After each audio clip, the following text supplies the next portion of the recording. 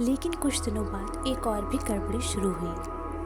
निर्मला बहुत पतली पतली रोटियां सेकती थी, इसलिए वह रोटी बनाने का काम कभी भी बहादुर से नहीं लेती थी। लेकिन मोहल्ले की किसी औरत ने उसे यह सिखा दिया कि परिवार के लिए रोटियां बनाने के बाद वह बहादुर से कहे कि वह अपनी रोटी खुद बना लिया करे, नहीं तो नौकर चाकर की आदत खराब हो जाती है। महीन खाने से उसकी आदत बिगड़ जाती है। यह बात निर्मला को जच गई थी और रात में उसने ऐसा ही प्रयोग किया। वह अपनी रोटियां बनाकर चौके में से उठ गई। बहादुर का मुंह उतर गया। वह चूल्हे के पास सिर झुकाकर चुपचाप खड़ा रहा। क्या हो गया रे? निर्मला ने पूछा।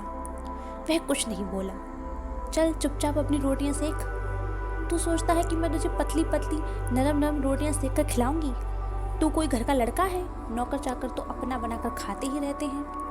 तीता तो इनको इसलिए लग रहा है कि सारे घर के लिए मैंने रोटियां बनाई, इनको अलग करके इनके साथ भेद क्यों किया? बाहर है, इसके पेट में तो लंबी दाढ़ी है। समझ जा, रोटियां नहीं सेकेगा तो भूखा रहेगा। पर बहादुर उसी तरह खड़ा रहा तो निर्मला का गुस्से से बुरा हाल हो गया। उसने लपक कर उसके माथे पर 2-3 थप्पड़ जड़ दिए। सुअर कहीं के, इसीलिए तुझे किशोर मारता है, इसी वजह से तेरी माँ भी मारती होगी। चल बना रोटी। मैं नहीं बनाऊंगा। मेरी माँ भी सारे घर की रोटियां बनाकर मुझसे रोटी सेकवाती थी। वह रोने लगा था। तो क्या मैं तेरी माँ हूँ कि मुझसे जिद कर रहा है? घर के लड़कों के बराबर बन रहा है? मारते मारते मुंह रंग दूंगी। पर उसने अपने लिए रोटी नहीं बनाई। मुझे भी बड़ा गुस्सा आया। मैंने उसको डांटा और समझाया, पर वह नहीं माना। रात भर भूखा ही रहा। पर सवेरे उठकर वह पहले की तरह ही हंसने लगा। उसने अंगीठी जलाकर अपने लिए रोटियां सेकी। अपनी बनाई मोटी और भद्दी रोटियों को देखकर वह खिलखिलाने लगा। फिर रात की बची हुई सब्जी से उसने खाना खा लिया। लेकिन निर्मला का हाथ भी खुल गया था। वह उससे कुछ चिढ़ भी गई थी। अब बहादुर से कोई भी गलती होती तो वह उस पर हाथ चला देती। उसको मारने वाले अब घर में 2 व्यक्ति हो गए थे और कभी कभी एक गलती के लिए उसको दोनों मारते। बरसात बीत गई थी।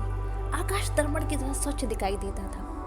मैंने बहादुर की माँ के पास एक चिट्ठी लिखी थी कि उसका लड़का मेरे पास मजे से है। मैं उसकी तनख्वाह के पैसे उसके पास भेज दिया करूँगा। लेकिन कई महीने बीत जाने के बाद भी उधर से कोई जवाब नहीं आया था। मैंने बहादुर से कह दिया था कि उसका पैसा यहाँ जमा है, जब वह घर से जाएगा तो लेता जाएगा। पर अब बहादुर से भूल गलतियाँ अधिक होने लगी थी। शायद इसका कारण मारपीट और गाली गलौज हो। मैं कभी कभी इसको रोकना चाहता, फिर यह सोचकर चुप हो जाता कि नौकर चाकर तो मारपीट खाते ही रहते हैं। एक दिन रविवार को मेरी पत्नी ने एक रिश्तेदार आए थे। वह 20 बच्चों के साथ आए थे। वह अपने किसी खास संबंधी के यहाँ आए थे तो यहाँ पे भेंट मुलाकात करने के लिए चले आए थे। घर में बड़ी चहल पहल मच गई। मैं बाजार से रोहू मछली और देहरादूनी चावल ले आया। नाश्ता पानी के बाद बातों की जलेबी छलने लगी। पर इस समय एक घटना हो गई।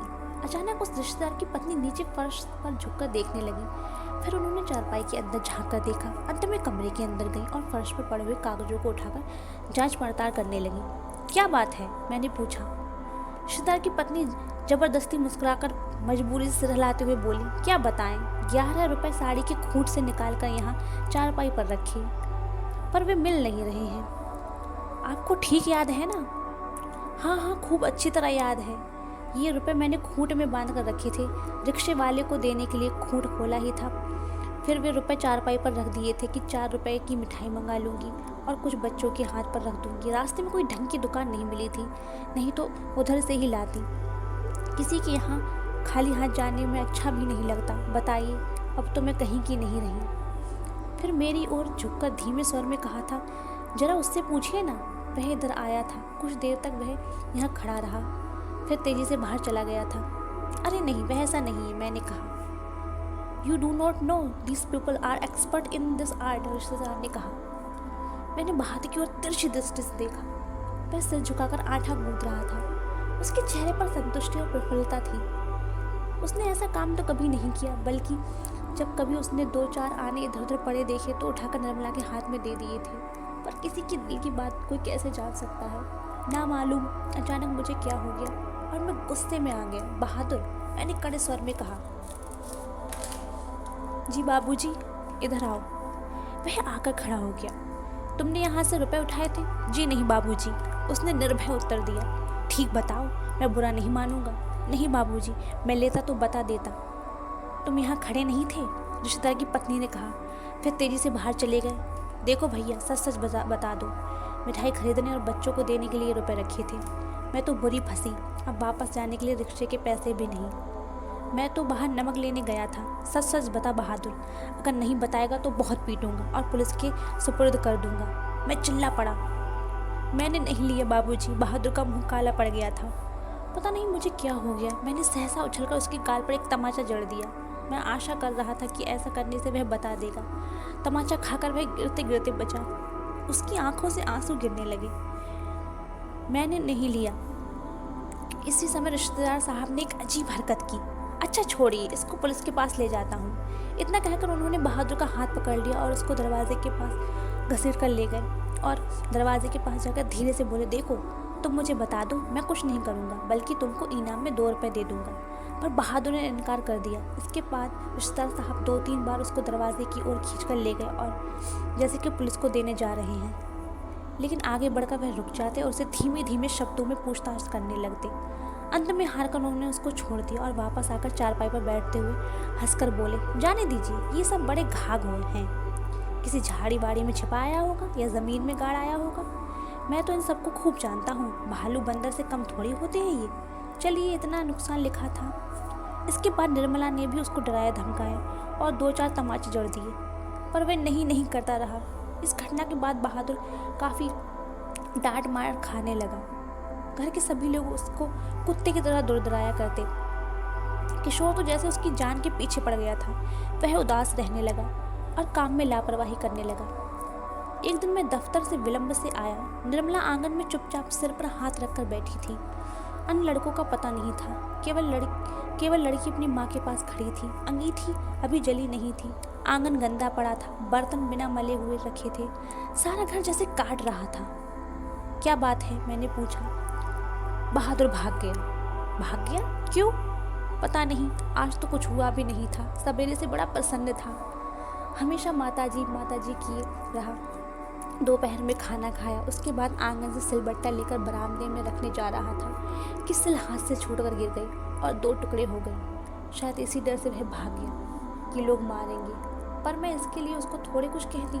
क्या बताऊँ, मेरी किस्मत में आराम ही नहीं। कुछ ले गया, यही तो अफसोस है। कोई भी सामान नहीं ले गया है। उसके कपड़े, उसका बिस्तरा, उसके जूते सभी छोड़ गया है। पता नहीं उसने हमें क्या समझा।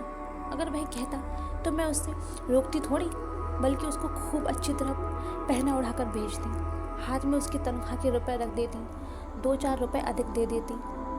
पर वह तो कुछ ले ही नहीं गया। और वे 11 रुपए, अरे वह सब झूठ है।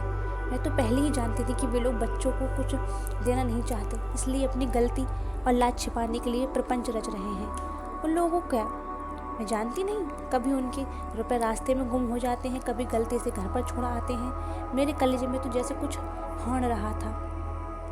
किशोर को भी बड़ा अफसोस है। उसने सारा शहर छान मारा, पर बहादुर नहीं मिला। किशोर आकर कहने लगा, अम्मा, एक बार भी अगर बहादुर आ जाता है तो मैं उसको पकड़ लेता और कभी नहीं जाने देता। उससे माफ़ी मांग लेता और कभी नहीं मारता। सच, अब ऐसा नौकर कभी नहीं मिलेगा। कितना आराम दे गया वह। अगर वह कुछ चुरा कर ले गया होता तो संतोष हो जाता। निर्मला आंखों पर आंचल रखकर रोने लगी। मुझे बड़ा क्रोध आया। मैं चिल्लाना चाहता था, पर भीतर ही भीतर मेरा कलेजा जैसे बैठ रहा हो। मैं वहीं चारपाई पर सिर झुकाकर बैठ गया। मुझे एक अजीब सी लघुता का अनुभव हो रहा था। यदि मैं ना मारता तो शायद वह ना जाता। मैंने आंगन में नज़र दौड़ाई। एक और स्टूल पर उसका बिस्तर रखा था। अलगनी पर उसके कुछ कपड़े टंगे थे। स्टूल के नीचे वह भूरा जूता था जो मेरे साले साहब के लड़के का था। मैं उठकर अलगनी के पास गया और उसकी नेकर की जेब में हाथ डालकर उसका सामान निकालने लगा। वही गोलियां, पुराने ताश की गड्डी, खूबसूरत पत्थर, ब्लेड, कागज़ की नावें।